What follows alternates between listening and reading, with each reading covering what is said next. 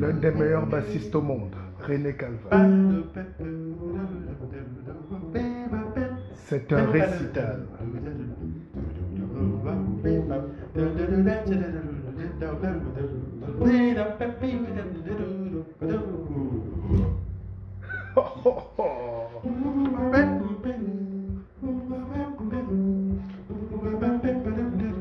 Il faut du jazz au peuple.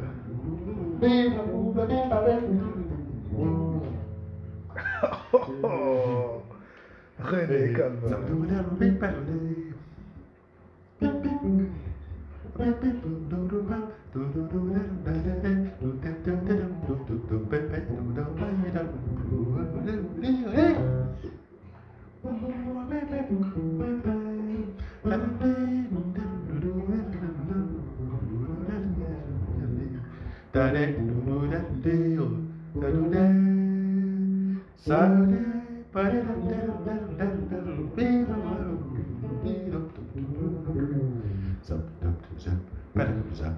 Le monde est fait pour les connaisseurs.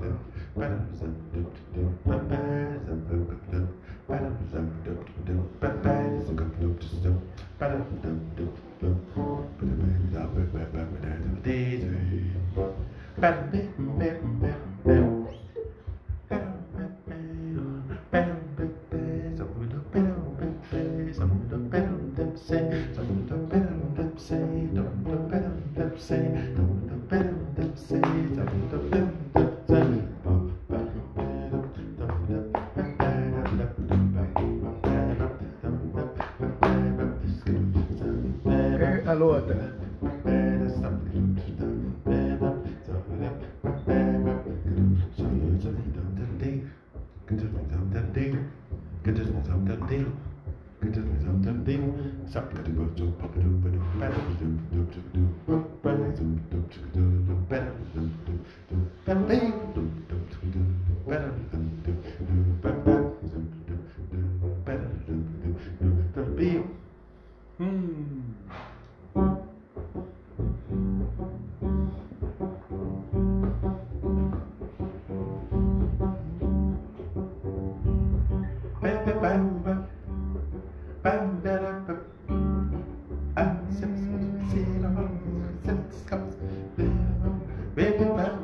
il reprend Richard Bonheur.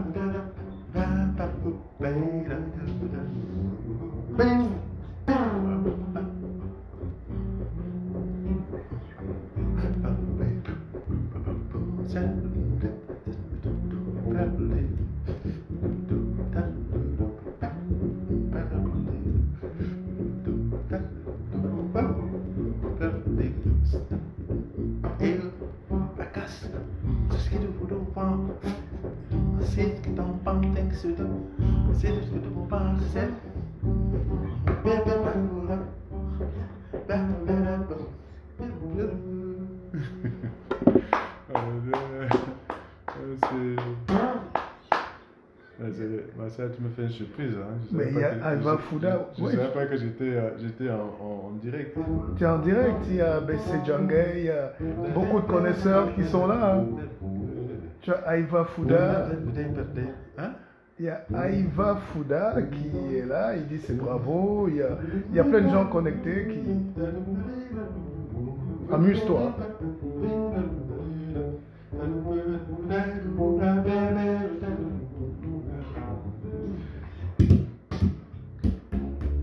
Slap. Slap Master.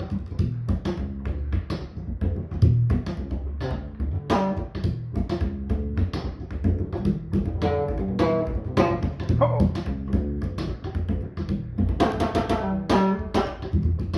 C'est quand Siakam gagne la NBA comme dit qu'il est Camerounais.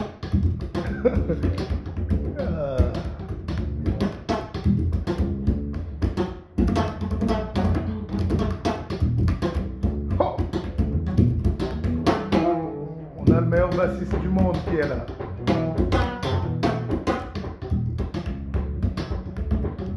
Hervé Richard Bonas, c'est les deux meilleurs bassistes du monde.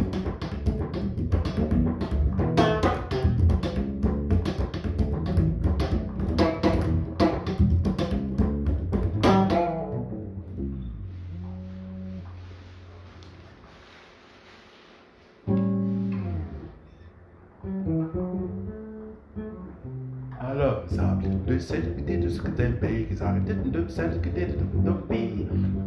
Les amours.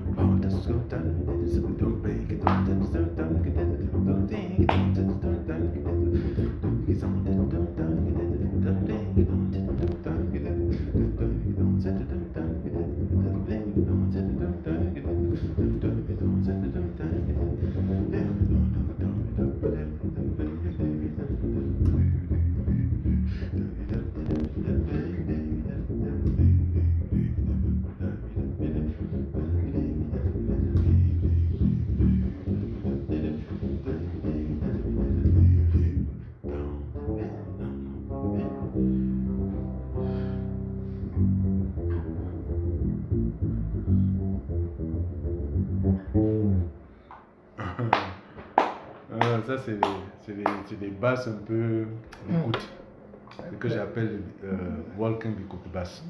Walking.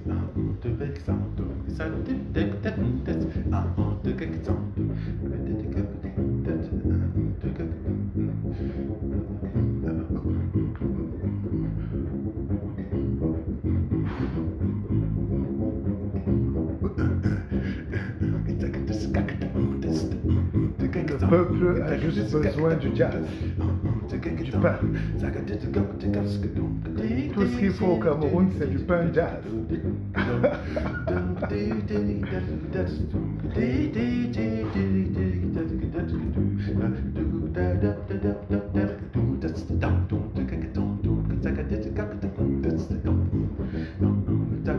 Donner du pain et du jazz au peuple. C'est tout. Le reste là n'est que bavardage.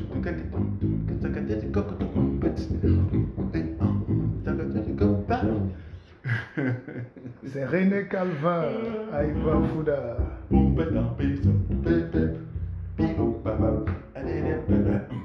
Ça c'est le Bikout Jazz.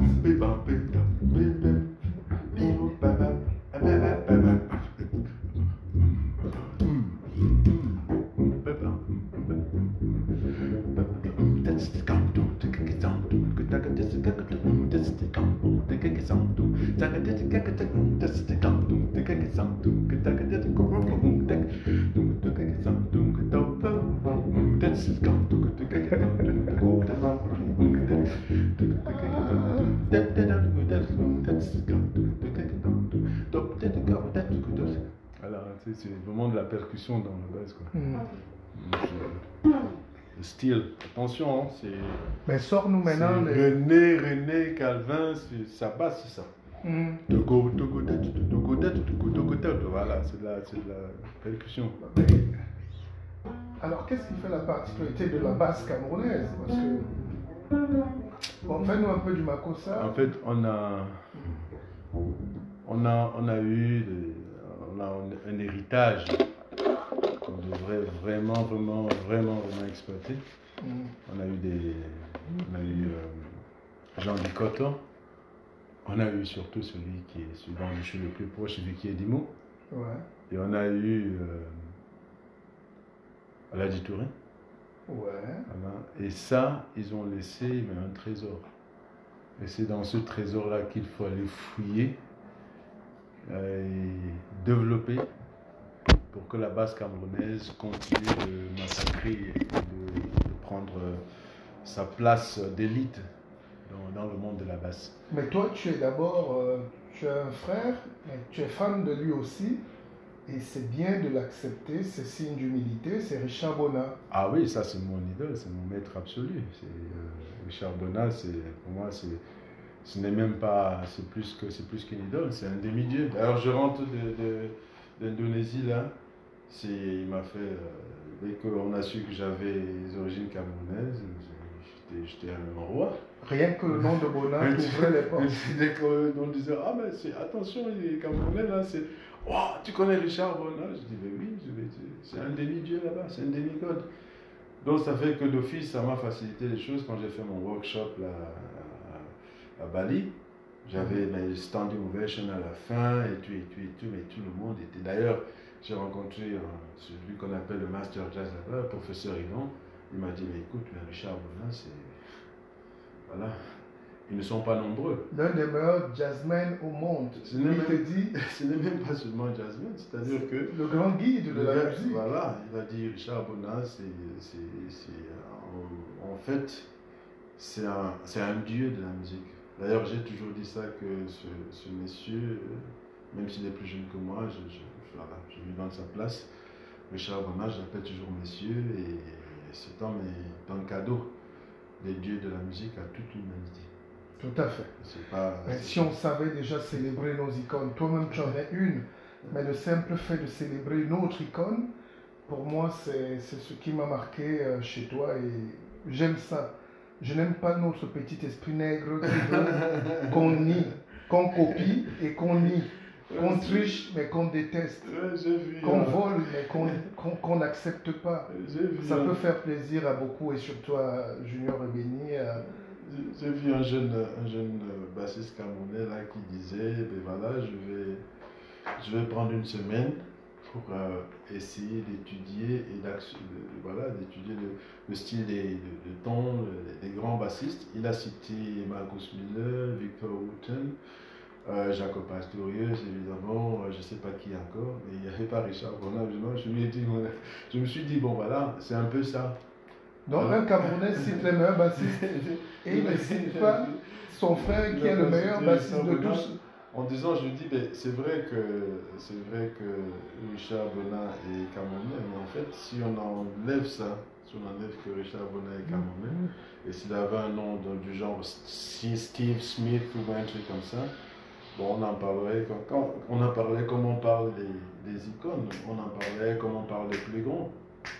Et c'est un peu dommage qu'il n'ait pas sa place. D'ailleurs, chez moi, ils sont trois. Ce n'est pas dire que Richard Bona est bassiste, c'est très réducteur.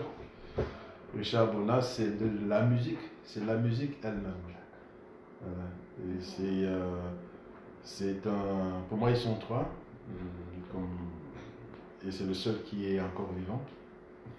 Pour moi, il y a Baden Powell, le brésilien, le guitariste. Il y a Paco de Lucia. Et il y a Richard Bona. Ces gars sont, en fait, c'est de la musique en général. Moi, je vais te faire une confidence, on est d'accord là-dessus. J'ai vu Marcus Miller jouer face à Bona. J'ai vu les Camerounais aigris commencer à dire que Marcus Miller est plus fort, mais il faut être fou pour le croire. Bona est 100 000 fois plus fort. Non, c'est moi 100 000 fois plus fort. Il n'y a même pas de photo. Le gars a une manière de jouer et tenir sa basse, je ne sais pas comment tu appelles ça, il met le pouce, je ne sais pas.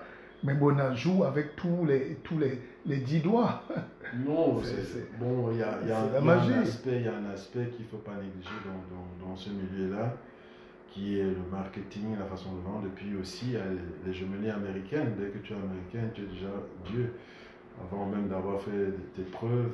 Et parfois, moi j'ai vécu ça en basket ici, en fait, dès qu'on était américain, il pouvait rater 10 fois. Quand il marquait une fois, on applaudissait. Et moi, je pouvais marquer 10 fois. Quand je ratais une fois, c'était. Voilà. Donc, tu étais champion de basket, ouais. Voilà, c'est un peu comme ça, mais ça n'enlève rien à la dimension. Je veux dire, Bona, c'est pas un type de. Bona, fais-nous un peu un petit. Les plus grands te disent que ce monsieur est un des musiciens les plus doués au monde. Fais-moi un petit Bona là, s'il te plaît. C'est ma commande. Je suis en direct parce que je veux juste écouter. Moi. En fait, jouer Bona, c'est compliqué. C'est compliqué. Tu me mets en. Non, mais fais. En difficulté là. J'adore faire Mutisukudu, je l'ai un peu fait. Non, mais on n'était pas en direct. On n'était pas en direct? Non. Ah, je ne savais pas. Mutisukudu, ça c'est Richard Bona, c'est un cadeau. Alors tu vas chanter, hein, tu vas mimer. Hein. Oh, mais tu veux que j'aille en prison pour... J'ai d'autres talents. On n'imite pas ce sorcier là.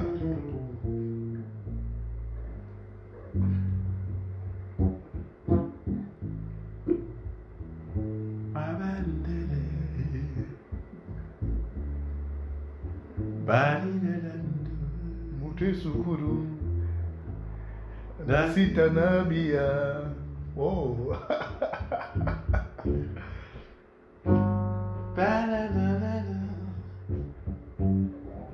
Nasita Nabia.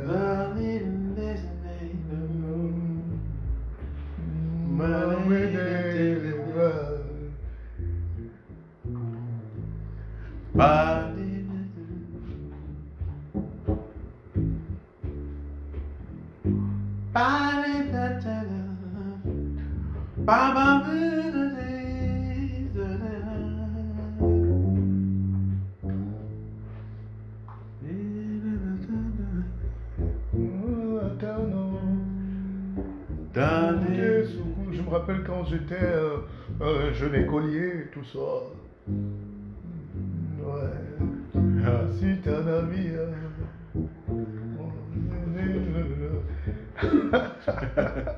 Mais on n'imite pas ce sorcier là. C'est pas possible. Personne ne peut chanter Bona.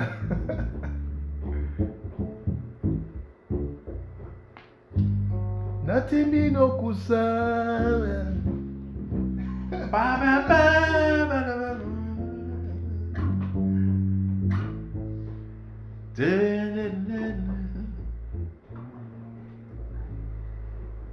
Mutisukudu.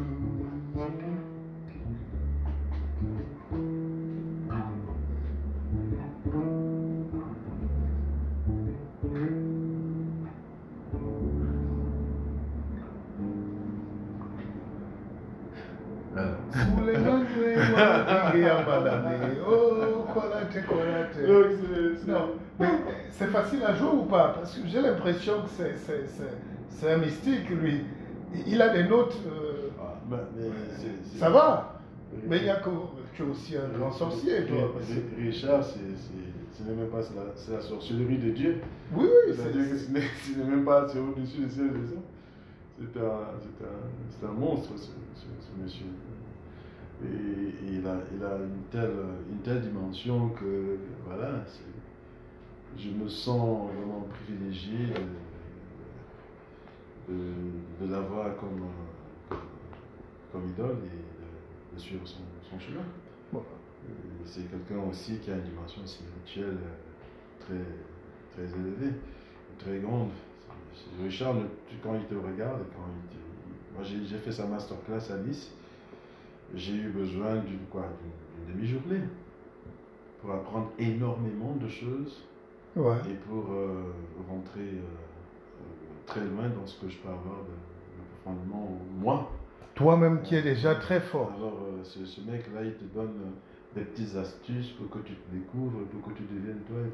D'ailleurs, c'est tout simple. C'est ce qu'on appelle un maître. C'est ce qu'on appelle le maître. Le maître, c'est pas celui qui te donne. La seule formule qu'il te donne, c'est celle de te réaliser toi-même, de te permettre de trouver ton propre génie. Je dis à tous les membres de mon académie, you are the only key. You are the master key of your life. Tu es la clé maîtresse de ta propre vie. C'est fini les histoires d'avant. Les gens veulent eux-mêmes prendre leur vie en main. C'est valable en politique, c'est valable en économie, c'est valable dans la vie en général. Le monde a changé aujourd'hui. On n'a plus envie de suivre comme des moutons. Les gens ont envie de contrôler leur vie, de contrôler leur travail, de contrôler leur argent, de savoir ce qu'il faut gagner et ce qu'il faut perdre, de savoir là où on souffre et pour arrêter le cycle de souffrance. Même si une souffrance c'est une école, mais une souffrance permanente devient de l'esclavage. Et il faut que les gens en sortent. Si vous êtes dans une ville 500 vigiles à travailler pour 2 patrons, mais tu as envie à un moment de dire non, c'est nous les patrons. Que parfois c'est compliqué de se rendre compte que, d'ailleurs c'est une expérience vécue par plusieurs personnes de mon entourage, notamment quelqu'un qui m'est très proche, un cousin, pharmacien qui a sa propre pharmacie et qui utilise qui emploie deux assistantes, donc 2 jeunes demoiselles belges. Et puis quand les patients arrivent, les patients ne veulent pas s'adresser à lui en disant on veut s'adresser au pharmacien, à la pharmacienne ou aux 2 pharmaciennes. Et il dit c'est moi le pharmacien ici, les autres ne sont que mes assistants. Ah bon, vous êtes pharmacien? Mais oui, regardez là. Voilà, donc ce sont ces choses-là qu'il faut être en mesure de changer, de bannir dans l'esprit de certaines personnes qui ne veulent pas l'entendre ni le voir. Alors, il faut s'imposer. Il faut prendre, comme on dit, sa place dans le trafic, comme dit le guide Martial Bissog. Prenez votre place dans le trafic. Alors, il dit, qu'est-ce que tu penses de Primus René? Je sais pas, c'est Aïva Foula, je sais pas. Il y a toujours un Camerounais qui veut dire qu'il y a un Américain qui est plus fort. C'est une Fender. Tu joues avec quelle guitare? C'est ça la Fender? Non, je suis endossé par une marque coréenne. Donc, tu as un sponsor? Ouais. Ah bon? Ça fait même 10 ans maintenant. Wow. Donc et puis bon voilà, je suis de la vieille école. Hein. Moi je suis tu sais, les Dicoton, ils n'avaient pas besoin de tout ça. Hein. Ouais. Dicoton, Touré, mais justement, fais-nous un peu un truc je sais pas comment, un truc camerounais là, à la Touré, non? Non? Dicoton? Attends, comment ça? Fais-nous les lignes du Makossa, par exemple.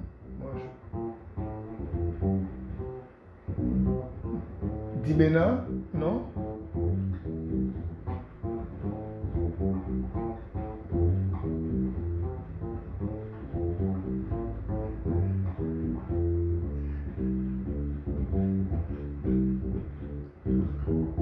Voilà.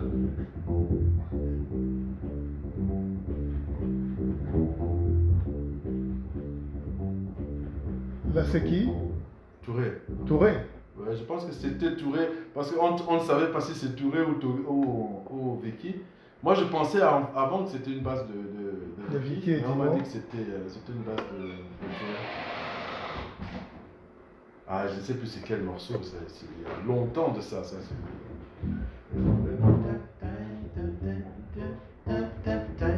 Dibena, non? C'est un truc de Togi en fait, de Tokyo. Mais ça, c'est pas. C'est pas.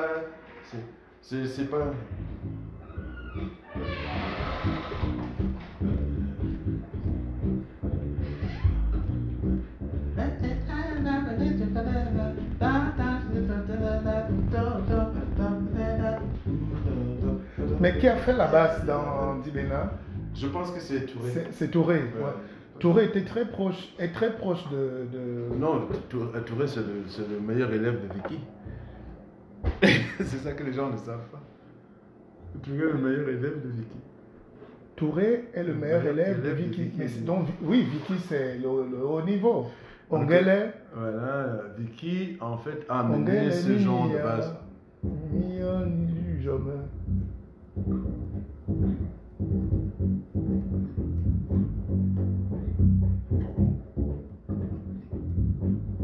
Oh.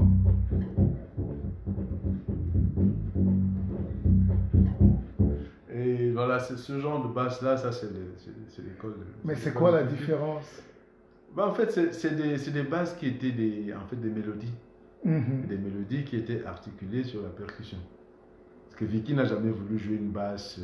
Vicky était toujours, et pourtant à l'époque on remplissait vraiment l'orchestration d'un truc était très rempli, mais Vicky arrivait toujours à mettre la ligne mélodique qui sera complémentaire, qui va faire rejaillir tout ce qui se passe autour. Et tu vois. Donc la basse enveloppe un peu. La basse, c'est les vous, quoi. C'est le gars qui vient. Il faut qu'il couvre tout l'orchestre. Non, en fait, c'est lui le pilier. C'est-à-dire que tout le monde est là, tout le monde est. Le bassiste et le batteur portent l'équipe, quoi. Et alors, il faut se dire que Vicky a apporté ce truc-là, les enregistrements qu'il a fait avec Manu Dibango à une époque, là, c'était. Ouais. Ah ouais, c'est les lignes de basse étaient terribles, quoi. C'était de la. Et voilà, il a amené cet esprit-là, dont se sont inspirés pas mal. En fait, ce qu'il y a, c'est que il faut pas forcément copier. Ouais. Il faut s'en inspirer et comme nous avons ça naturellement, parce que c'est nos battements de cœur là, c'est notre terre là, qui a quelque chose et qui nous donne quelque chose. Et qui fait que quand on a, par exemple, le chantier est vaste, on n'a pas encore suffisamment développé. Mais toi, ce que les gars nous ont laissé. Ta première guitare. Moi j'ai pris ma direction, une direction, par exemple cette basse.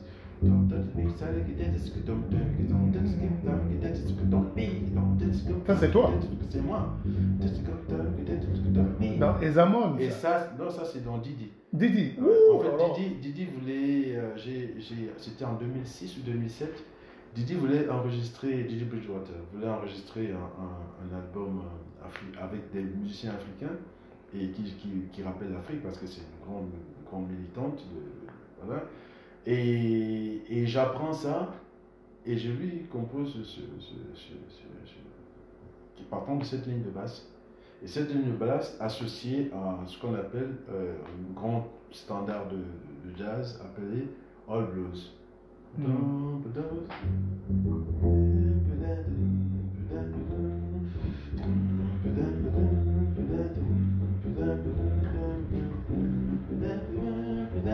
Alors j'ai voulu associer ça.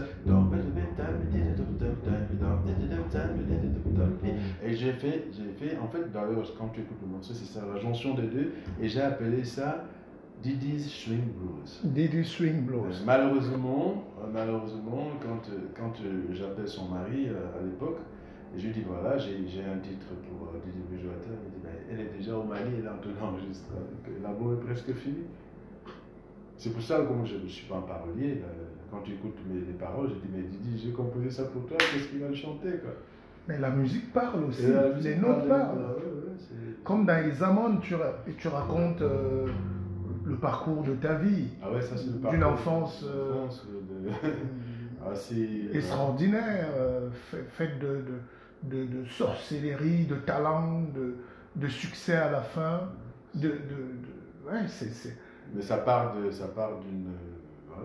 Et Zaman, et d'où on vient avec nos familles là. Voilà, tu meurs, Ah là là. Moi je suis mort-né en fait, comme je t'ai expliqué, et puis on ne sait pas, il y a un oiseau qui rentre dans la salope. Oui, mais ce que les gens ne comprennent pas, c'est qu'il y a une dimension quasi ésotérique dans chaque naissance et dans chaque vie et dans chaque mort en Afrique. Chaque enfant, vous tous qui nous écoutez là, vous êtes des survivants. Parce qu'on devrait déjà être mort depuis. Mort partout, mort pour tout, mort partout. C'est-à-dire, tout le monde est un danger finalement chez nous. C'est peut-être ça aussi l'essence de la vie. C'est philosophique. D'ailleurs, dans mon dernier ouvrage, je retrace un peu notre cheminement quasi perpétuel dans la douleur. L'enfant qui résiste, qui est devenu adulte aujourd'hui, qui est médecin, qui est avocat, qui est musicien, qui est même infirmier, est un enfant miraculé. Les Européens peuvent nous voir passer là, ils ne savent pas d'où on vient.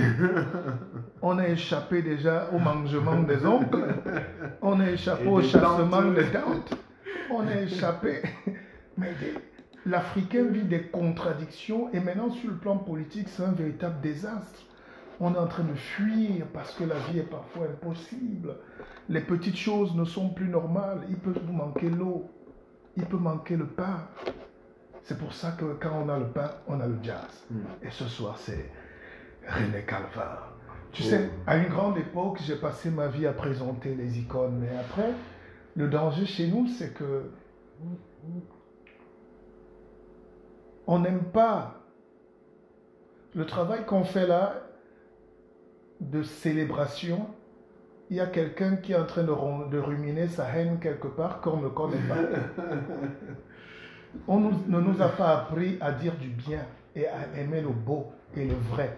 Parce que le vrai, c'est... Surtout quand il vient de son frère. Oui, c'est une idée de la vérité. Bon, après, le juridisme va amener les notions. Est-ce que la vérité est vérité? Si elle n'est pas dite vérité, ça, c'est le débat d'intellectuels. Mais je veux dire... nous avons un devoir de créer quand même des couloirs pour aider nos frères, pour se tendre la main. Les Noirs américains aujourd'hui sont en train de créer leur propre banque. C'est pas du communautarisme. Enfin, tout le monde fait du communautarisme. Qui n'en fait pas? Alors, ils se sont rendus compte que les Noirs américains, entre eux, dépensent 100 milliards de dollars, mais chez Fendi, chez Dolce Gabbana, quand un Congolais vient là, il récite qu'il a bien un Yves Saint-Laurent, mais c'est Pierre Arnaud qui a enrichi doublement. Et le Congo crève de faim. On peut créer une marque, on peut devenir une marque. C'est ça que j'ai appelé la notion de l'empire. Vous pouvez commencer par collecter les bouchons et vous devenez l'empire des bouchons. Tous les grands de ce monde, d'ailleurs nous sommes ici chez toi, nous sommes à Grünbergen dans la commune. Tous les buveurs camerounais ont déjà bu une Grünbergen.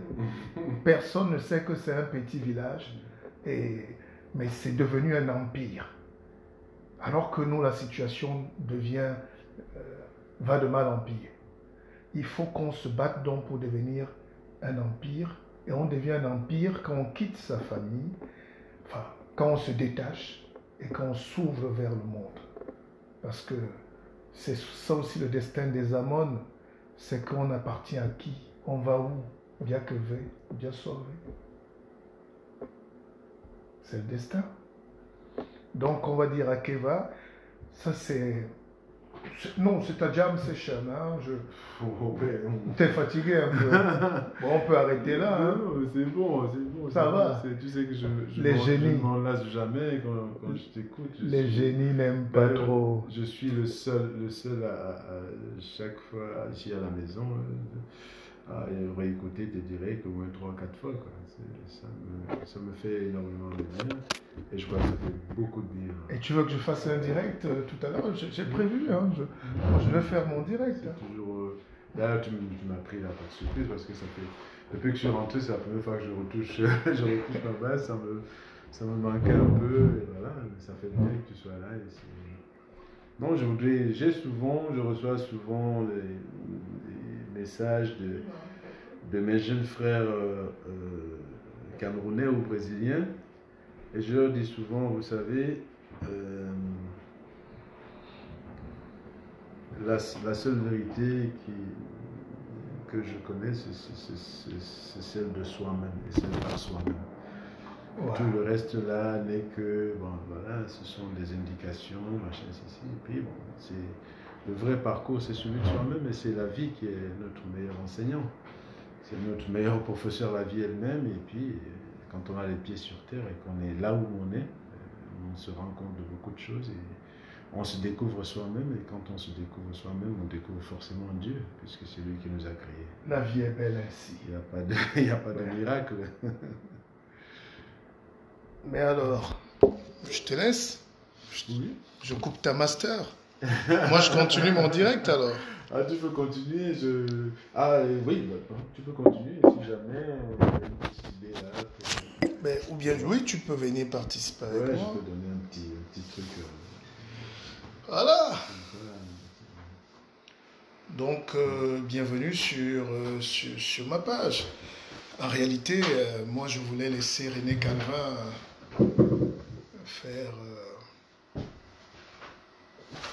faire son show, faire son master, faire son école, c'est son esprit de partage.